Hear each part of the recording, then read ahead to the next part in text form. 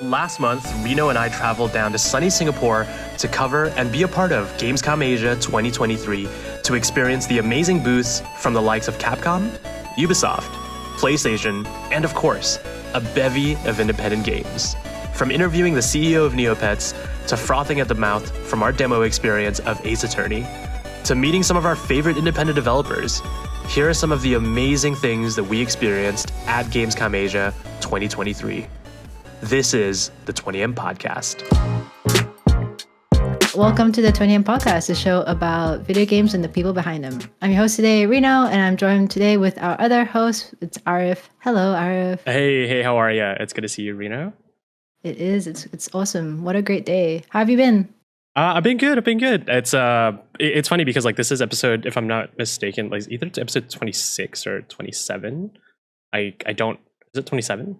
It's 7. That's insane. So it's just reflecting, and it's we've been super busy over the past couple of weeks at a bunch of trade shows, and I think the people who are only consume podcast content or YouTube content are getting the drip feed of all the stuff that are coming out now.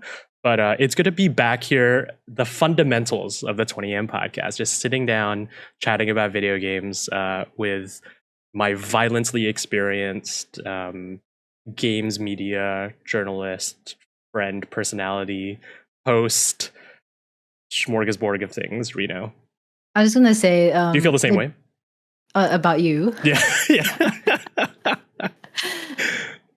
Moving on from that. I mean, the drip feed is such a nice way of saying that we're not super behind on content. So appreciate everyone's patience as we get stuff out.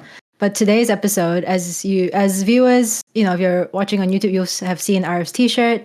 It's the Gamescom Asia Retrospective episode. So I guess a quick summary that both of us flew down to Singapore for Gamescom Asia. It was in October. So I guess at the time we're going probably last month or something like that. And we had a great time, didn't we? Yeah, it was awesome. I mean, it was my second time at Gamescom Asia, and it's it only gets better. I would say that my quick intro to Gamescom Asia is so it is the offshoot of obviously Gamescom, Gamescom in Cologne. If I'm not mistaken, I think it might be one of the only ones out. I could be wrong here, but I'm pretty sure it's the only one outside. It's the only one outside of Cologne. Yeah, which to me is super cool, and they have it in sunny Singapore here in Southeast Asia. But I remember last year, just my quick thing is that this show is so important for me as a creator, as somebody who's in the game space, and a lot of connections were made last year. Some phenomenal people, met some phenomenal people, had such a great time last year, and I went in with a lot of expectations, but also a lot of exhaustion. But this year's Gamescom Asia was awesome, both on our side of the 20M Podcast as well as the consumer side, which was missing from the previous Gamescom Asia. But I know we're going to talk about that. But overall, Rino, how did you enjoy your first Gamescom Asia? I was really excited to go. I heard a lot of good things from you about last year, but also, things that they could work on and improve, such as, the entertainment zone that we just talked about. So this is the first year that they did the B2C element of it. Last year was purely B2B. So this year they have both. I had a great time on all 4 days. I actually didn't think I was going to go every single day for some reason, but really, really glad I did. And I don't know, just shout outs to the venue. I know that we've been sort of back to back with events this year, but the fact that it's in Suntec and there's a mall underneath and there's food and we're not in the middle of nowhere. And there was air conditioning. Okay, I sound like I'm I live in a cave somewhere in Japan. I don't get food or shelter very often. But honestly, it was the perfect size for what it was. We'll get more into who was there and what we saw. But the location was great. Just being close to a whole bunch of different things was awesome. I had a great time. Yeah, it's just so cool because when you mentioned it, this is such a Southeast Asian podcast where if this is your first episode, welcome to the 20M Podcast, folks, where Southeast Asians talk about Southeast Asian stuff, right? In the games industry. And the concept of that, Rino, is that we mention how great this awesome games event trade show is, and then the sidebar of that is man, there was food there to eat and it was awesome. You know what I mean? Food and there was aircon. That's all we need. The most Southeast Asian thing possible. It's not about the AAA games, it's not about the indie games. It's there's really good food and food accessibility and air conditioning. It's so Southeast Asian. That's all we need. But I concur. But I mean, where do you want to start this conversation about Gamescom Asia? I know what we wanted to bring to the table here for this episode was that we did some awesome some really cool interviews that you can find on separate videos that's either live right now or will be live on YouTube and the rest of the social channels for 20am podcast. I know for us, there's like a lot of projects that we were involved with. Where do you want to start the conversation, Rino, with with Gamescom Asia as a whole? I guess we can quickly touch on the key highlights because I do want to kind of get out of the way for folks who are not part of Southeast Asia or were not able to attend. One of my missions is like, I want to go there, suss it out. If it's good, I want to like tell the world about it, and it was good. So for folks who might want to be coming, if whether you're a gamer or a fan, or if you're a developer listening to this and you're thinking, where you should go, I thought we honestly had a great time myself as someone who worked with Gamescom Asia and also someone who just attended on the B2C days. I think there were like 34,000 people coming through in terms of visitors. This year, as we mentioned before, it was like the first entertainment zone. So that's where the public could go in, try your games, have fun, be part of like some of the really interesting sort of stage events that they had, like cosplays and all of that. We had, some pretty big names in attendance. We had Capcom. We'll talk about them a bit later. PlayStation, Ubisoft. And I think there was like an esports tournament happening there as well, like the Capcom sort of Pro Tour, which they were playing Street Fighter. And I think last but not least at all, like, kind of uniquely to this region, we got to, there was a big showing of Southeast Asian games. I think there were over 80 in attendance. So great to get some local presence, and it will be really awesome to see that kind of representation shown like, around the world. Yeah, I just think it's awesome because, like, again, you talk about trade shows, you talk about like going there in person. I know some folks, like, it's quite funny. I know some folks who might be listening to this podcast were at the show as well, and like bumped into each other and whatnot, right, over there. But these things are beautiful because trade shows, like we've covered in the past, whether it be Tokyo Game Show, whether it be like even like anime cons, right, like AMG that we did earlier this year, or whatever, or Level Up or whatever have you. It's like just getting industry people together, but not just industry folks. It's like you get game developers, you get consumers, you get like, a whole, like you said, a whole esports tournament. Like it really shows the like diversity of the games industry. And to have that all at one show was awesome. But I think you're kind of nailing it. The thing that was missing from last year's Gamescom Asia was like the show on the like public side. The fact that you walk into the public area, I think we got a behind the scenes peek before like the entertainment zone opened, and it was just like, bam, here's Capcom. It's like stage full of like, Capcom competitors, like Street Fighter competitors. And then you had the like section where you saw Ace Attorney and Dragon's Dogma, like just awesome booth. And then you look to your right, it's like there's Spider-Man, like because Spider-Man 2 came out that week. And you look further to the right, Stalker, Ubisoft, like that. Those are awesome things as a gamer where it's like, I know we don't have E3. I know like it's always been a dream for a lot of gamers, I guess, like within our general like age group, I guess, like, oh, E3 is like the temple like events. It's so cool whenever these things pop up because you're always kind of like, man, this is probably what it feels like, just be whacked in the face by game stuff if you're a gamer.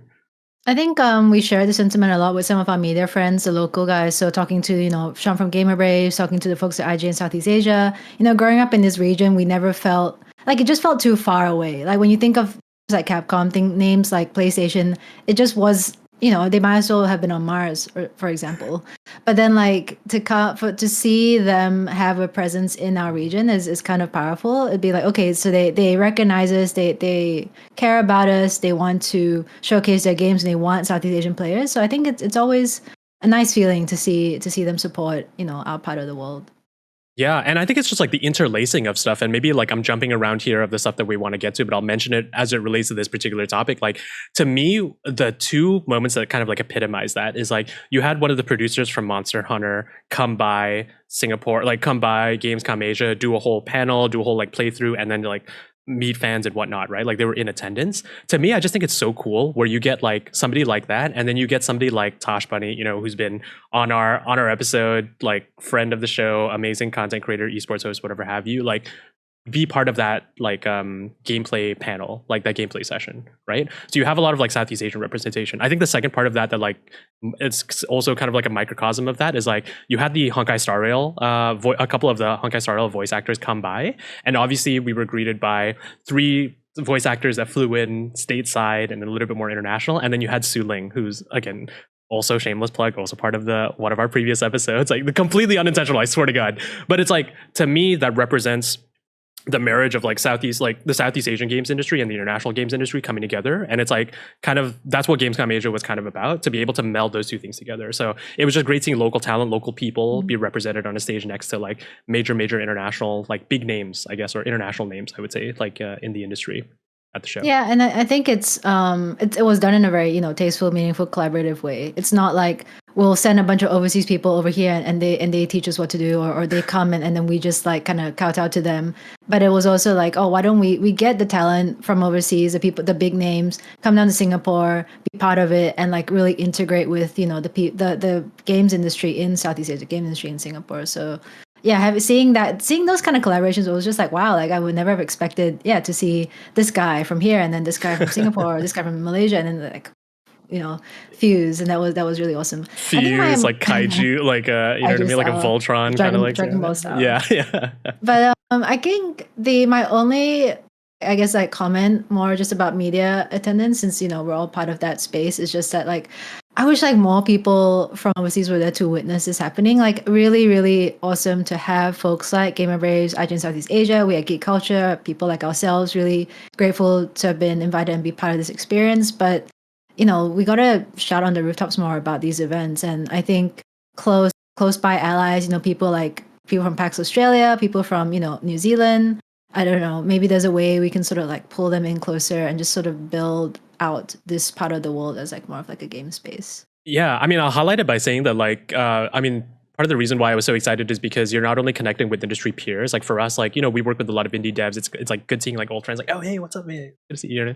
But like the fact that we've bumped into the IGN Japan crew for like the past 3 shows, like or whatever, you know what I mean? Like it's good to see them there. But I just want to talk a little bit about like the beauty of games media at the show, but then also some of those opportunities where like IGN Southeast Asia and IGN Japan had an awesome live stream booth right next to the indie zone. And to me, that's just like it's just proof that you can find like indie developers or developers in general are able to access like institutions like IGN, whether they be Japan or Southeast Asia, at these kinds of shows. And for me, it was just so cool that they were just doing like developer live streams and their usual like in and out thing.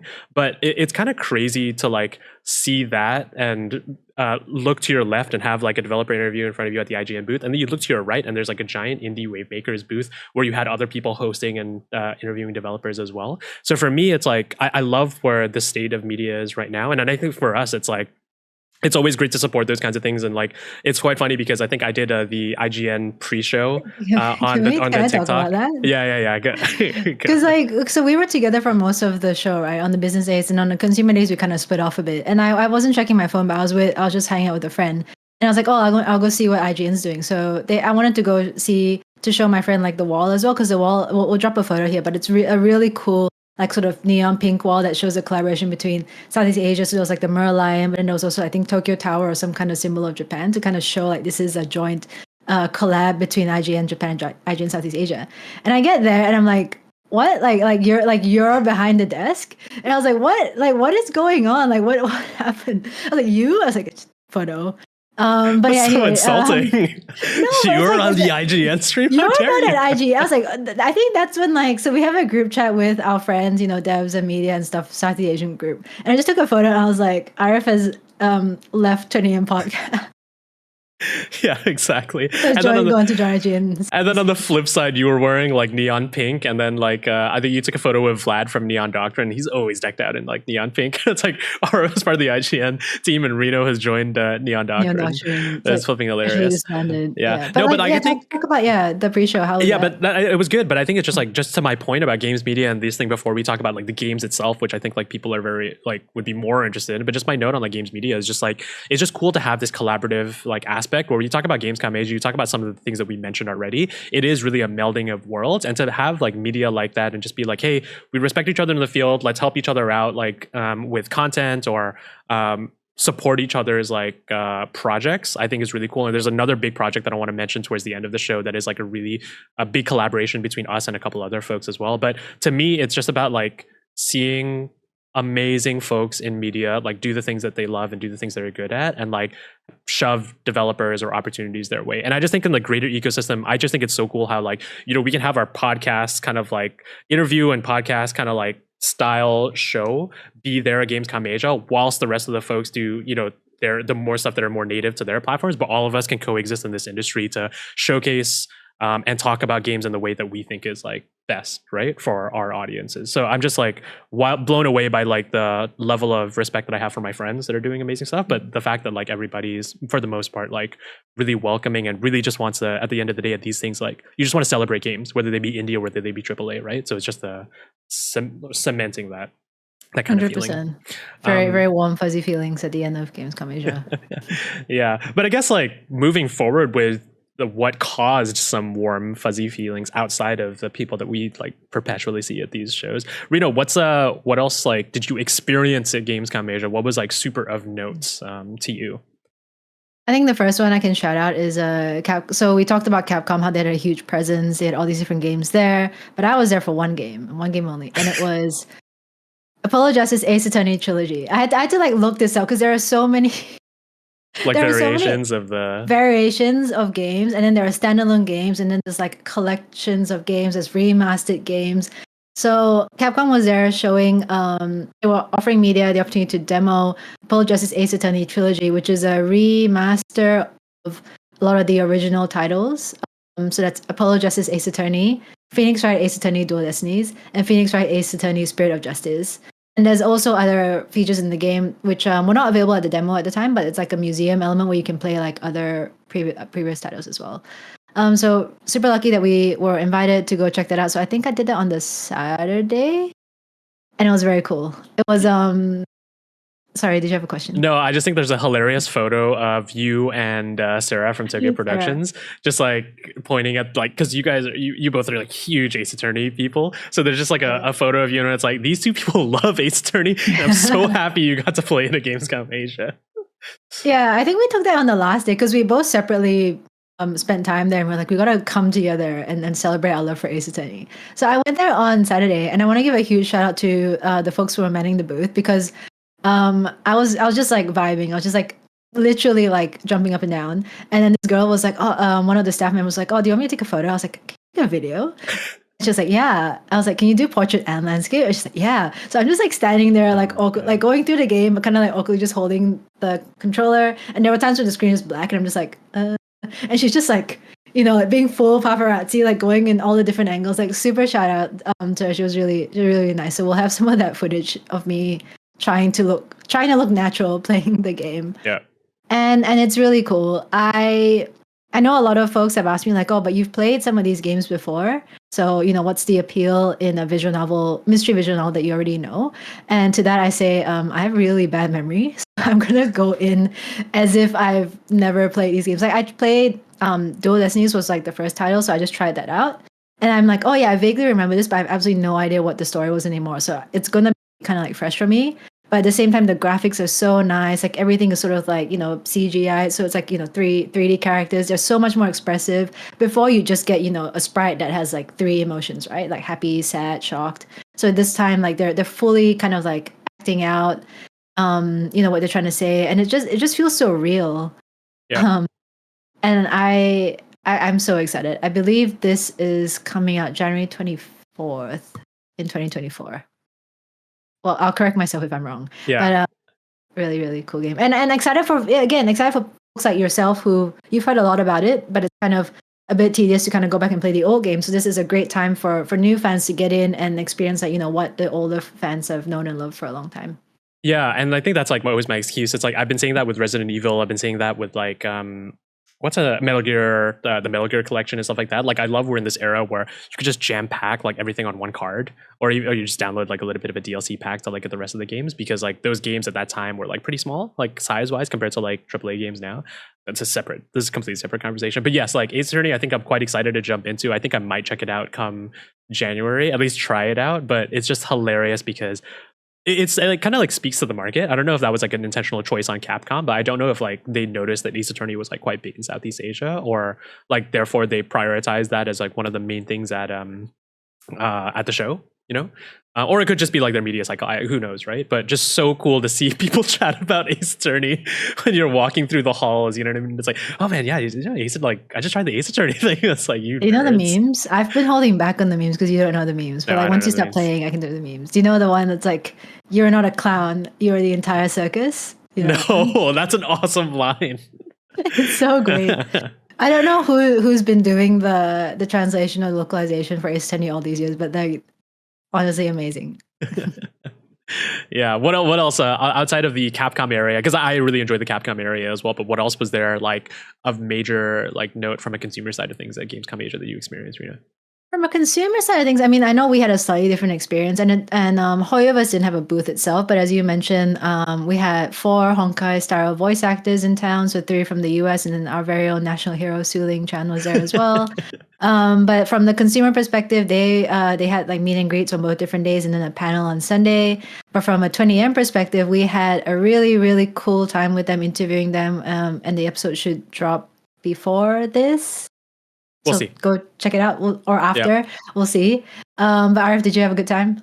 Yeah, it was really cool because like again, the fact that like the complicated, like I have a complicated history with Hoyoverse, like just to put it out there. And if you've seen every single episode of the 20 podcast, you know 100% where like I stand on this. Is like Genshin just didn't pull me. I did play a significant amount of Genshin, like an okay amount of Genshin, a good amount of Genshin. But You tried. It's not my thing. It's not my thing. And then when Rino crammed Honkai Star Rail down my throat earlier this year, I'm like, this is it. This is flipping awesome. And it's like I think the property that really connected with me, and I really understood the beauty of Hoyoverse. So I think we were sitting down for the interview, and it's like a really quick story. It's like I'm setting up the cameras, and we're pretty nervous because like we've only done a couple interviews in the history of the 20th podcast in terms of live interviews, right? So that format was relatively new to us, and we were like, I'm just like checking the cameras, and then I heard, I think it was Emily like speak, and then it like she sounds not exactly, but like it sounded like Clara. Like in the game, and I like look up from my setting. I'm like, is this real? Like, am I in the game right now? It's such a funny thing when you like when you're around voice actors or when you're around actors and like you are so familiar with something that's like an intimate experience where it's just me and the screen, right? Kind of like experiencing that game, but then to hear it like hear Clara talk about Gamescom Asia, like, oh yeah, the food was pretty good today, you know what I mean, just like things like that. I'm like, that's such a wild like moment, but it was just awesome because again, like they're Craig, like what a big personality, what a like, I don't know how to like articulate, like that's his voice, and his voice like resonates throughout the room, and it's just like a reminder like voice actors are phenomenal talent, and like I love that video games are incorporating like genuinely amazing people but genuinely amazing talent like this. So it was a good it was just an awesome like interview, and again, like I think like if you watch the interview, Molly's answer was some of my favorite throughout the entire so episode. Funny. They're all so unhinged in the most beautiful way possible. Yeah. But, how did you feel? You're a Hoyoverse like fan. You're a Star Rail fan. Like, how did you feel about us getting to interview the Honkai Star Rail voice actors? I think I had like 3 key moments. So the first moment, again, I love Emily. I don't specifically play Clara because I haven't been blessed by the gacha gods with Clara. But I love how like on that day was the day I chose to wear my Danganronpa t-shirt, and I had a jacket on top of it. And Arief was like, "No one will recognize your t-shirt." And then like we walk in, and Emily's like, "Is that Danganronpa?" And I'm like, "Why? Yes, actually." So I love that we could sort of like vibe a little bit about games because they're all nerds, so they all play games. So that was really awesome. I think the second point was maybe it'll make it into the interview cut, maybe not. But I think I almost teared up because it's not like I'm a huge fan of Hoyoverse, but also like I think the sort of like the skill of voice acting, especially English voice acting, has really been up on the rise. People are really acknowledging how important it is. In the past, most people would be like, "Oh my god, dub is terrible. We should always listen to like original audio, whatever that means."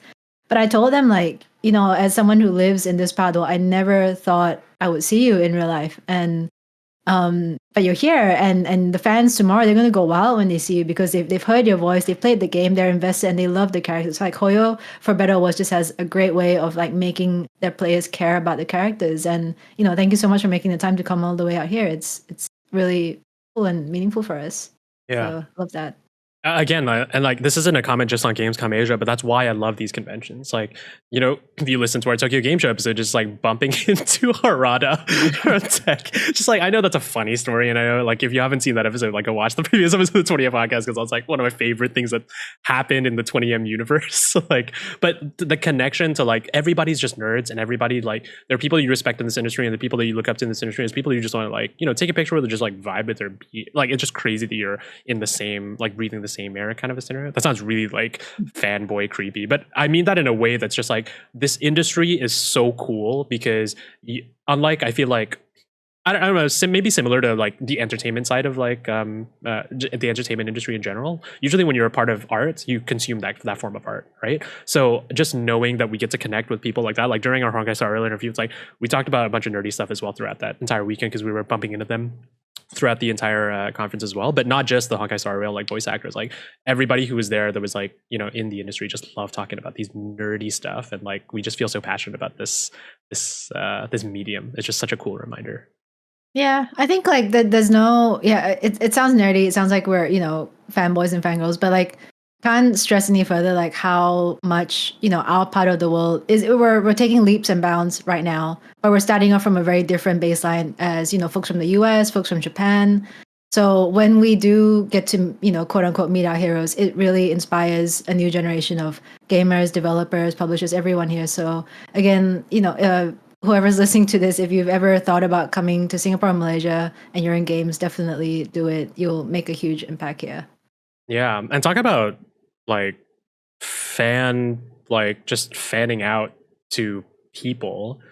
I'm just gonna say this sentence, and I need you to like continue it with the rest of the story. But we got to interview the CEO of Neopets, like Neopets, man. Like how many we've brought up Neopets like a couple times throughout this podcast, and knowing like knows to us that like we would have the opportunity to chat with like the new team that's behind the development of like this not regurgitation. Let's like remastered. It's not a remaster, remake. It's like you're just pulling it out of the revolution, like this Neopets revolution. Yeah, it's just such a cool thing because I remember I tweeted out when we work with the Gamescom Asia team, and I had no idea they were bringing Neopets in. So when they did the media announcement, I was like, Neopets is coming to Singapore. Like, what the heck is this? You know what I mean? But we got to interview Dom, the CEO of Neopets. Like Dominic was such an awesome dude. But I kind of want you to walk through like that Neopets like segment, Rino. I mean, you talk about like us freaking out, and talking about Neopets a few episodes ago. I'm freaking out because I was like, what, 8 or 10 years old, and I'm just sitting there playing Hassy Bounce or like Fairy Bubble. Like, can you imagine us going back to like Arief and Rino as kids and being like, you will one day interview the CEO of Neopets? I don't even think I had any concept of what a CEO was. Like Neopets just came out of thin air, it was just brought down from the gods above. I didn't know people made it. But there you go. No, but Neopets, they had a B2B and a B2C showing. I know both of us woke up bright and early to attend Dom's talk, which was on the second day of the trade show. It was I think it was about the power community and nostalgia in an IP goldmine. So kind of just like recognizing that Neopets has this legacy and this history and a huge sort of like an older base, fan base, and how they can sort of bring that into the future alongside with, bringing on new players as well, which I thought was really interesting. Like one of his little tidbits to us when we were just chatting was he said like, the majority of what their customer team or their player team is doing is just reviving old accounts, people who lost their legacy accounts. How can we give them access to that? Because I told him, I was like, I knew we were gonna interview you, so I made a new account just so I could kind of like see what Neopets is like. And he was like, oh no, give me your old one, I'll get it back for you. I need to follow up with him because I swear to God, like I have a group of like 5 friends who like we just chat about Neopets some stuff. Like whenever we see a tweet or we just interview each other, like to be able to have the day where it's like I'm gonna text the CEO of Neopets to revive is such like I don't care about anything else in the games industry. That is like the most impossible thing that I could ever conceive in my life, in my mind. But it goes back to this thing where it's like, yeah, one of the things that I just love about what you just mentioned is like this team is new. Like the team that is spearheading Neopets now. I mean, like the leadership team is new, but I think there are some members that have been with the Neopets team for quite a while. But it is a new era of Neopets. So like some of the people are like the people that created some of the stuff that we had, we were more familiar with. But some of the people here are like knew that it was trying to craft a new vision and a new direction for Neopets moving forward. But like, just like that idea of this concept, that this gaming entity that's been so historic to us, right? Like you and me as gamers, present here, but to be able to like kind of see that property exist in new light is such a wake up call to me. And it's one of those things that's like, it's almost sacred, where like, you know, we talk about like, you know, Spider-Man was an awesome game, we reviewed that, and like, but Spider-Man in the Insomniac Spider-Man games in the history of stuff, it's like what, 7-10 years old, like max. Like Neopets goes back to our roots as gamers, you know. So I felt like that was such an awesome moment. But like, you did an awesome interview with Dominic, and it was such a cool like experience to see everybody with like Neopets merch as well walking around Gamescom Asia. Yeah. I think regular listeners know that we're both big fans of merch. You probably even more so than I am, but like Neopets had like a huge, you know, they didn't have a huge booth, but in terms of like, if we had to give a crown to like best merch at Gamescom Asia, I feel like Neopets is definitely up there. Surprisingly, neither of us are wearing our little Neopets. I know, yeah. But we got a couple of them from Dom. They're really cute, and you squeeze like we'll put a photo in there. You squeeze like the ends of it, and then like the ears kind of pop up, and it's like the OG characters, you know. So I've got a Kachik. I think you have an Aisha. I have an Aisha. You have an Aisha, and then they had like little phone grips as well, and it's all like the OG cast that, you know, we you guys will just have to wait for the interview to drop. But we talked about, you know, who's the top 5 most popular Neopet, you know, who's endured the long, what's the best game, and what's the direction for the future. Really, really good interview. Really grateful that Dom gave his time to us. Yeah. Neopets, man. Like, what a wild Neopets, what a like, that was just like, it's just crazy that we did a Neopets interview. I just think it's awesome. But segueing from that and into, I guess, like newer games and indie games, I know we briefly touched on the indie Wavemakers earlier, so that's just like the section that's dedicated to indie games. But I know this is like your bread and butter, like you're super passionate about this, especially the ones that come from Southeast Asia. Did you want to talk about some of the games you saw, and also the exciting project that, you know, you mostly worked on? Yeah. Maybe we'll start. Let's start with the Southeast Asia showcase, and then we can talk about like the indie Wavemaker thing, because I think both these things are, one of them obviously super biased, but these are my 2 favorite things at Gamescom Asia, and I think it's like the 2 most important things at Gamescom Asia. That sounded so self-inflated. Like I was talking about the indie Wavemaker side of things, but I guess I clumped like the Southeast Asia showcase. Indie games is the most important thing. We can all agree on that. So I mean, you were involved in this last year, and then now you've sort of made it a 2.0 bigger and better this year. Do you want to talk a bit about that journey for the Southeast Asian showcase? Yeah, like I guess like for people that don't know, we hosted, so last year when I was a panelist at Gamescom Asia, the moderator of the panel was Andreas, who some of y'all might know, some of y'all might not know, but he runs this online publication called Virtual Southeast Asia, and they're basically a publication that just covers indie games from Southeast Asia, like news, articles, reviews, like whatever have you, just with a focus on Southeast Asian games. And the reason why it was super important is because that was my gateway into covering Southeast Asian games. Like I'm here hosting the show with you, like connected with all the folks in the industry, because like one of the major domino pieces that led me to this industry is Virtual Southeast Asia. So when he was, when he invited me to be a panelist at Gamescom Asia last year, Gamescom Asia came to us and we're like, hey, Andreas, Arief, you guys cover Southeast Asian indie games. Do you want to put together like an online show that like features it? And we were both like, we've got 30 days, but yes, like let's do it. So last year we premiered the show. At the time it was called the Made in Southeast Asia Showcase, and we featured like I think 17 games from numerous countries in Southeast Asia in like, you know, typical fashion, like your direct like showcase style.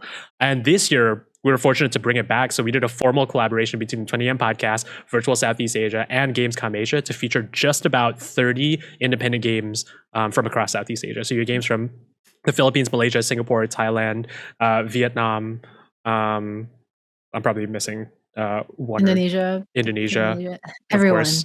Like to just showcase, I think it was over an hour long, filled with trailers, developer interviews, and the best part about it for me was like some new reveals as well.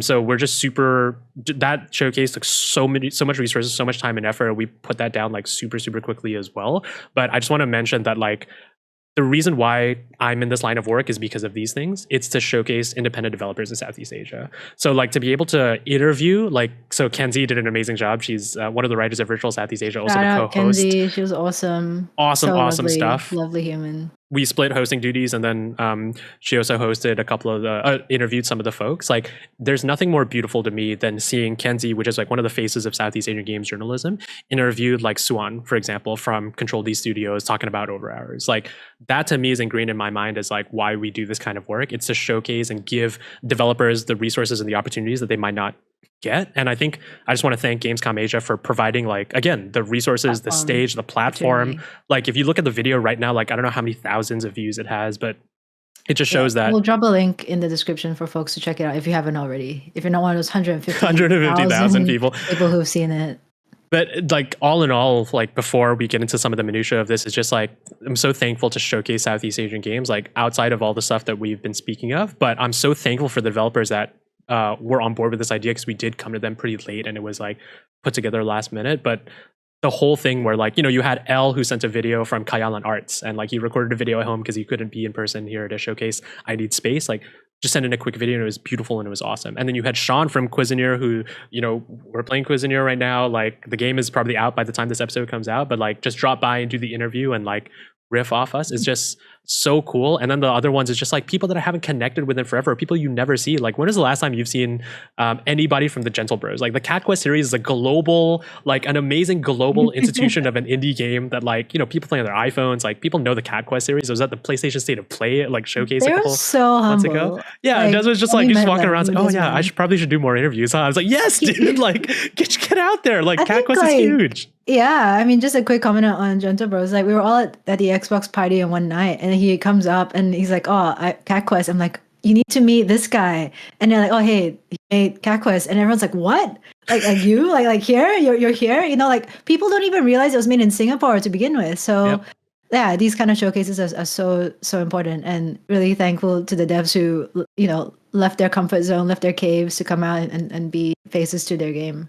Exactly. And I think the last thing I'll say about this showcase, and obviously if you want to add anything in here, Rino, because I know, like, I lost so much sleep to this project, but I just really want to make it clear that, like, this show is for people who are probably, one, for Southeast Asian gamers who, like, are looking for independent games to support, or Southeast Asian, like, games to support or like be familiar with. Number two, it's for the general public to just like shine a spotlight on our region, to make sure that gamers know that, like, indie games from Southeast Asia are at such a high caliber, and that has so much diversity in their offerings as well. But for three as well, it's like, we featured games that are like out. We featured games that have massive publishers. We featured games that are in like super early stages that are also looking for supporters, whether it be at the publisher side, like just general collaborators as well. So for me, I just really want to make sure the industry tunes into like the awesome people that are here, and to use this as an opportunity to, like, hey, if you find a game that's like is of interest to you, whether it be on the consumer side or like in your line of work, like, let us know. We can connect you with some of the devs on that side. But like, we just really want to grow this ecosystem in tandem with independent developers here. So I'm just so proud of that project. So go check that video out, everybody.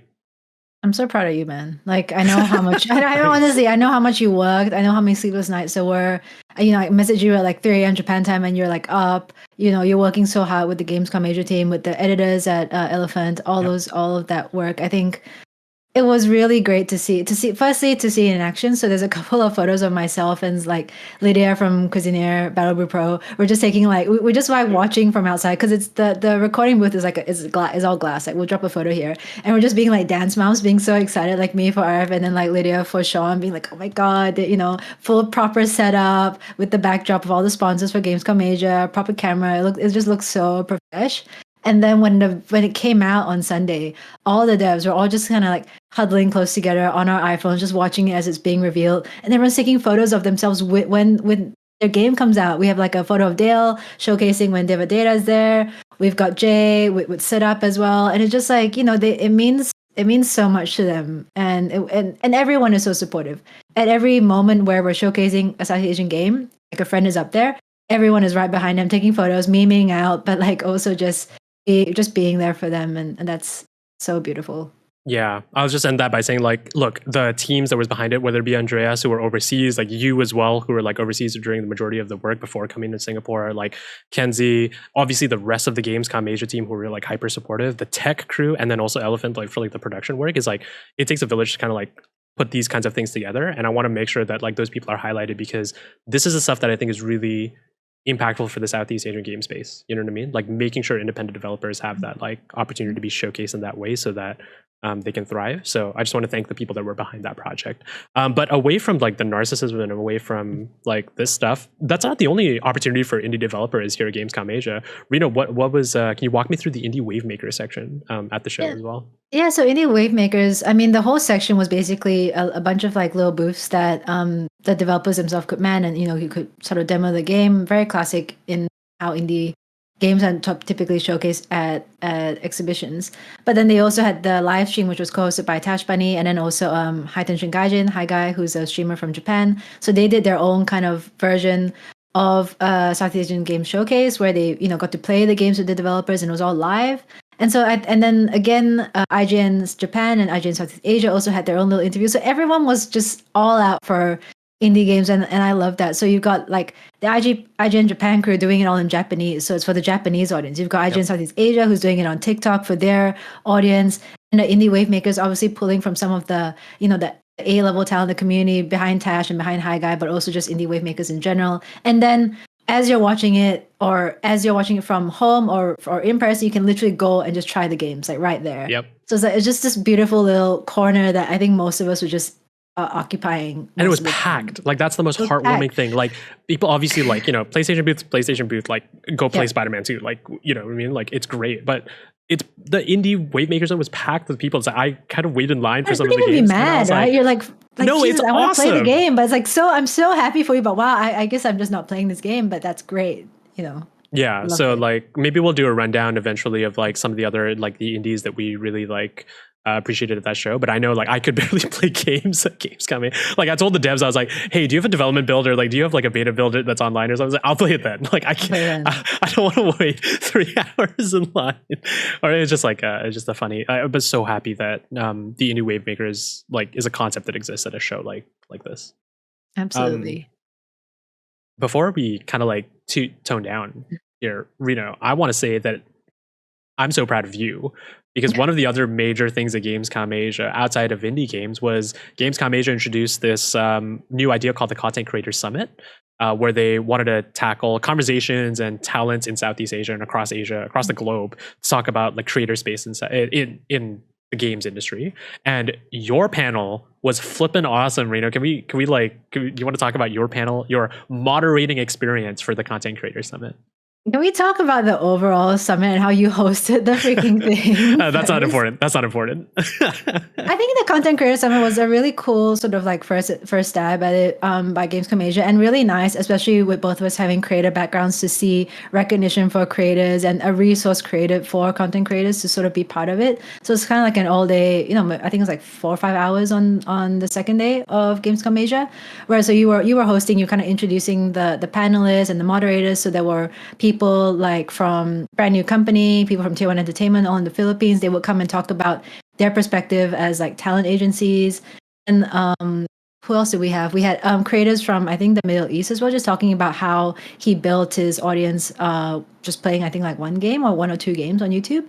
And then so I was moderating the panel about cosplay, which is, kind of just like a niche within the content creator space, and a niche that has really blown up since the pandemic. A lot of people have just been at home in their corners, just filming themselves in their costumes. And I'm kind of like a hobbyist cosplayer myself, but like, I'm nowhere near the caliber of the folks that I was moderating. And that was really great. I was trying very hard not to fangirl over their work.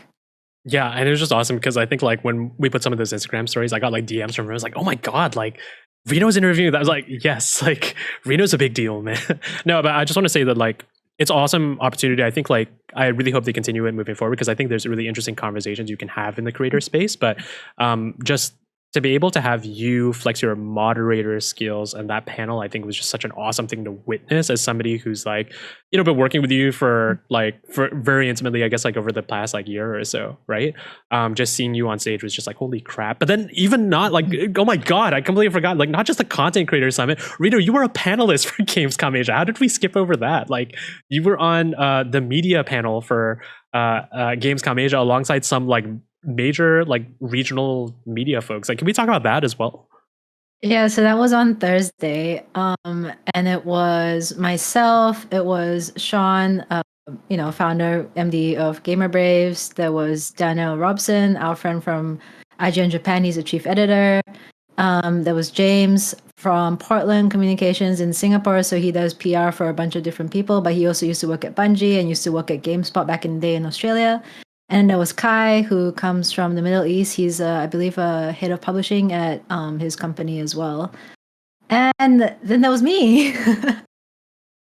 It was awesome. It was an awesome panel. I just think it was such a cool one in a nutshell for folks. It's like how to, like, most of the questions and most of the conversation was like, how do game developers get showcased? Like, how do game developers have a tighter communication line with folks in the media, and kind of like dispelling a couple preconceived notions, or like talking through some use cases of like what that relationship is like, and the beauty of media in the games industry as a whole.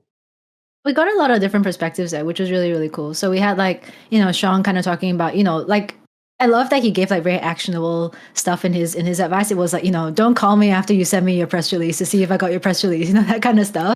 I mean, a lot of it is like relationship building when you're talking to the media. So like little things like that do make a difference. You don't want to like annoy someone, but at the same time, you want to make sure you can follow up with them in a meaningful and respectful way. And then like what I was saying was as well was that, folks like IGN Japan and folks like Game Braves, they're not just websites, article sites now. They've got YouTube channels, they've got live streams. So be creative in how you pitch your game. Maybe an interview with your dev is a lot more meaningful to them. Try and find, a win-win for both the media company who wants to showcase games, but also, get eyes on their site or their platform, and for yourself to showcase your game. And ultimately, I think what was really funny was later on when we were having sort of dinner or drinks, Sean from Brew Cuisinier, he came up to me and was like for real, like, how do I get media to sort of like care about my game? And I'm like, Sean, like, I have approached you every single time to talk about Cuisinier. From last year at Tokyo Game Show, from this year with the South Asian Game Showcase, and then I did an article about you on GameStop. I love your game. I love what you do, and that's how you get advocates for your game. You just do good stuff. You just be a good person and make a good game, and people will come. And he was just like, oh yeah, you did come to me every single time. I'm like, yes.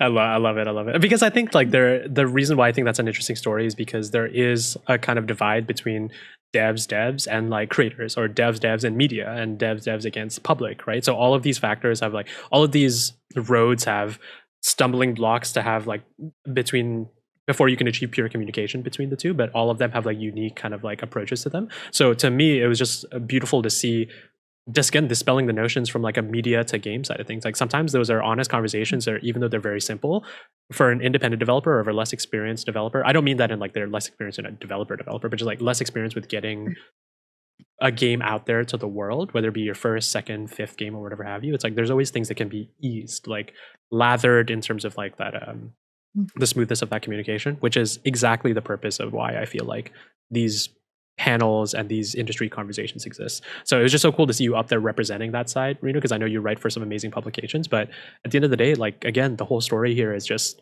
we want to celebrate the games and celebrate arts in the way that we know best. And I guess like our avenue might be geared more towards media, and having a conversation with our friends on the developer side. It's like, we want to do right by your game. Just like, this is how we can do it better. You know what I mean?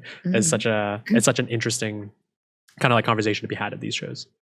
Yeah, and I think that's why, I mean, the Creator Summit as well, like, there's always this sort of dichotomy of like, what is media, what is creator, are they the same, are they different? But I love that Gamescom Asia kind of acknowledged both. So we had the panel about the media on the first day, but then we had the all-day Creator Summit that you hosted so brilliantly as well. And it wasn't just for, like I said earlier, it was for creators, but also people who want to work with creators. This is how you learn how to do it. And it is the unfortunate reality of the situation where developers, you just want to focus on making your game, but you do need to know how to work with people within the industry as well, people within the space, and that's media, that's creators. So I hope a lot of people got value out of these are just a couple of the panels they had. There were many more as well. I hope people all got value out of them. Yep. No, absolutely. So yeah, cool. Gamescom Asia, great time. Yeah, okay, cool. I mean, I almost died, but that's besides the point. That's beside the point. It was great. So many small stories that like we can't cover in the podcast, but like some of them I don't even want to tell public. Like just so many small stories. We need like an after dark episode, or like a Patreon paywalled episode where we talk about the stuff that happened outside of the convention. Yeah. No, absolutely. No, but it was just a great time. Thank you for all the folks that have worked with us. That was a really stressful week for us, but like at the end of the day, like I'm so thankful for. I like get emotional when I think about it. I have literally like the photos of our nights at like the party, like just all these Oh my folks God. are friends. I And showed my mom and she was like, "Oh, looks you look so happy." I'm like, "Yeah, I was, Mom. I It's was like a really happy high there." school prom like party. Right. It's like I just feel so happy and I'm so thankful for the friends that we've made in this industry. But at the end of the day, like if you're consuming the podcast, if you're interested in Gamescom Asia, if you're interested in like being a part of this industry, like this is such a beautiful industry and it's only growing here in Southeast Asia. So the more of an advocate you are, even on the player side of things, right? Just like play more games, like support more developers, like tune into like the people that are behind the games. I think that's the way. That's our whole mission here at the 20M podcast. But I'm just so thankful to do that for myself, like get to know the people behind the games on my side, because I just feel such a warm, safe kind of like feeling from getting to know these people. So I'm just so thankful these things can exist. My God, like some of our friendship like levels for some people just like skyrocketed at Gamescom Asia. So it's good. Friendship points went up for Yeah. sure. But yeah, cool. Thanks everyone for listening to this Gamescom Asia retrospective episode on the 20M podcast. If you like our stuff, don't forget to subscribe, follow us on all of our social media platforms, and you can check out one of our previous episodes, the one that Arief is going to recommend right now. Our previous episode was about Tokyo Game Show. It was. It is. Right? It was. It was our retrospective Tokyo Game Show. We got to play Final Fantasy VII Rebirth. We talk about meeting Harada from Tekken. Or sorry, I got to talk about you got to meet meeting Harada and not Rino, which should have been the opposite. But that was a fun, awesome episode. Just 2 trade show episodes back to back. But you can also check out some of our interviews, whether it be the interviews with the Honkai Star Rail voice cast or the CEO of Neopets, Dominic, all on the channel. So thanks for supporting us. But go consume more 20M content. Thanks, everyone. Have a great one. See you soon. Bye. Bye.